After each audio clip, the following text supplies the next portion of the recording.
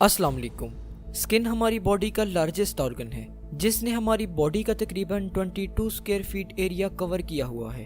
Skin का सबसे important function protection है। स्किन के नीचे जितने भी स्ट्रक्चर्स प्रेजेंट होते हैं ये उन्हें इंजरी और जर्म्स के अटैक से बचाती है।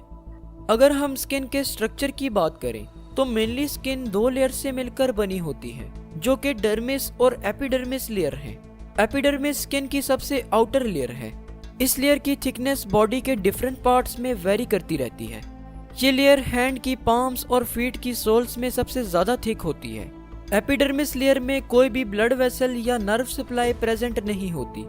एपिडर्मिस की डीपेस्ट लेयर में स्पेसिफिक सेल्स प्रेजेंट होते हैं। इन सेल्स को मिलेनोसाइट्स कहते हैं। मिलेनोसाइट्स एक डार्क पिगमेंट प्रोड्यूस करते हैं जिसे मिलेनिन कहते हैं। हमारी स्किन का कलर मिलेनिन की सिक्रीशन पर डिपेंड करता है। वो लोग जिनमें मिलेनिन ज्यादा अमाउंट में प्रोड्यूस होता है उनका स्किन कलर डार्कर होता है। ऐसे लोग जिनमें मिलेनिन की सिक्रीशन कम होती है उनका स्किन कलर लाइट होता है। मिलेनिन की सिक्रीशन डिफरेंट रीजन्स के लोगों में डिफरेंट होती है जबकि मिलेनोसाइट्स तकरीबन सभी में इक्वल अमाउंट में प्रेजेंट होते हैं। डर्मिस एपिडर्मिस के नीचे प्रेजेंट लेयर को कहते हैं। डर्मिस की नेचर इलास्टिक होती है क्योंकि इसमें कोलेजन फाइबर प्रेजेंट होते हैं जो इलास्टिक नेचर के होते हैं। कोलेजन फाइबर्स बेसिकली प्रोटीन से मिलकर बने होते हैं। स्किन की डर्मिस लेयर में कुछ ऐसे इंपॉर्टेंट सेल्स प्रेजेंट होते हैं जो इम्यूनिटी में वाइटल रोल प्ले करते हैं। इन सेल्स में फाइब्रोब्लास्ट, मैस्ट सेल्स और मैक्रोफेजेस शामिल हैं। फाइब्रोब्लास्ट ऐसे सेल्स होते हैं जो कि प्रोटीन से मिलकर बने होते हैं। ये सेल्स इंजरी के बाद बनने वाली वाउंड की हीलिंग में मेजर रोल प्ले करते हैं। मास्ट सेल्स ऐसे सेल्स होते हैं जो कि छोटे छोटे ग्रेन्यूल से मिलकर बने होते हैं। ये सेल्स इम्यूनिटी में रोल प्ले करते हैं। मैक्रोफेजेस ऐसे सेल्स होते हैं जो कि बैक्टीरिया और दूसरे हार्मफुल ऑर्गेनिजम्स की डिस्ट्रक्शन में सबसे ज्यादा इंपॉर्टेंट हैं। स्किन में प्रेजेंट इन सब सेल्स की वजह से हमारी बॉडी को प्रोटेक्शन मिलती है और हम इन्फेक्शन से बचे रहते हैं। देखिए, जैसा कि हम जानते हैं कि हमारी बॉडी बहुत से सेल से मिलकर बनी होती है और इन सेल्स में एंजाइम्स प्रेजेंट होते हैं। एंजाइम्स के बगैर हमारी बॉडी में होने वाले मेटाबॉलिक रिएक्शंस इम्पॉसिबल होते हैं। मेटाबॉलिक रिएक्शंस उन रिएक्शंस को कहते हैं जिनमें फूड की ब्रेकडाउन और एनर्जी की प्रोडक्शन वगैरह शामिल हैं। एंजाइम्स सिर्फ एक स्पेसिफिक टेम्परेचर पर ही काम कर सकते हैं, इसलिए सेल का टेम्परेचर रेगुलेट करना बहुत जरूरी है। स्किन हमारी बॉडी का टेम्परेचर रेगुलेट करवाती है और टेम्परेचर रेगुलेशन के लिए स्किन बॉडी में स्वेटिंग और शिवरिंग जैसे प्रोसेसेस को एक्टिव करवाती है। इन प्रोसेसेस के जरिए से हमारी बॉडी में हीट लॉस और हीट प्रोडक्शन होती है। हमारी बॉडी का टेम्परेचर तकरीबन 37 डिग्री सेल्सियस पर मेंटेन हो जाता है।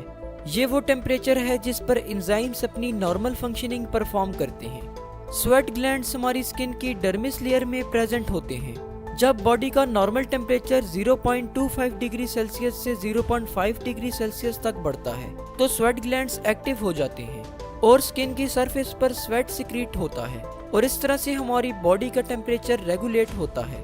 स्किन हमारी बॉडी की ज्यादातर हीट को लॉस करवाती है। जब हमारी बॉडी का टेम्परेचर बढ़ जाता है तो हमारी ब्लड वेसल्स यानी कि आर्टेरियोल्स और वेन्यूल्स डायलेट कर जाती हैं। डायलेट कर जाना यानी कि डायलेशन से मुराद ब्लड वेसल्स का रिलैक्स हो जाना और इनकी एम्प्टी स्पेसेस का ज्यादा हो जाना है। डायलेशन की वजह से स्किन के नीचे प्रेजेंट कैपिलरी नेटवर्क में ज्यादा से ज्यादा ब्लड इंटर होता है और इस तरह हीट लॉस भी ज्यादा होता है। जब एनवायरनमेंट का टेम्परेचर लो होता है तो स्किन के नीचे प्रेजेंट कैपिलरीज के नेटवर्क में कंस्ट्रिक्शन हो जाती है। कंस्ट्रिक्शन से मुराद कैपिलरीज का सिकुड़ जाना है और इस तरह से कैपिलरीज की एम्प्टी स्पेसेस भी कम हो जाती हैं और स्किन के नीचे प्रेजेंट कैपिलरीज के नेटवर्क में ब्लड फ्लो कम से कम होता है। जब ब्लड फ्लो कम होता है तो ऑटोमेटिकली हीट लॉस भी कम से कम होती है। बेसिकली ब्लड के थ्रू ही हमारी बॉडी से हीट लॉस हो रही होती है और इस तरह स्किन हमारी बॉडी के टेम्परेचर को रेगुलेट कर देती है। डर्मिस में ब्लड वेसल्स भी प्रेजेंट होती हैं जो कि हमारी एपिडर्मिस और स्किन में प्रेजेंट ग्लैंड्स को ऑक्सीजनेटेड ब्लड सप्लाई करती हैं। इसके अलावा इन ग्लैंड्स और एपिडर्मिस से हार्मफुल सब्सटेंसेस को ड्रेन आउट भी करवाती हैं। डर्मिस में सेंसरी रिसेप्टर्स भी प्रेजेंट होते हैं जो कि टच, टेम्परेचर, प्रेशर और पेन के लिए स्पेसिफिक होते हैं। इन रिसेप्टर्स की वजह से ही हम पेन, टच और प्रेशर को फील कर पाते हैं। डर्मिस लेयर में हेयर्स भी प्रेजेंट होते हैं जो कि प्रोटेक्शन में रोल प्ले करते हैं। डर्मिस लेयर में सिबेशियस ग्लैंड्स भी प्रेजेंट होते हैं। सीबेशियस ग्लैंड सीबम प्रोड्यूस करती हैं जो कि एक ऑयली सब्सटेंस है।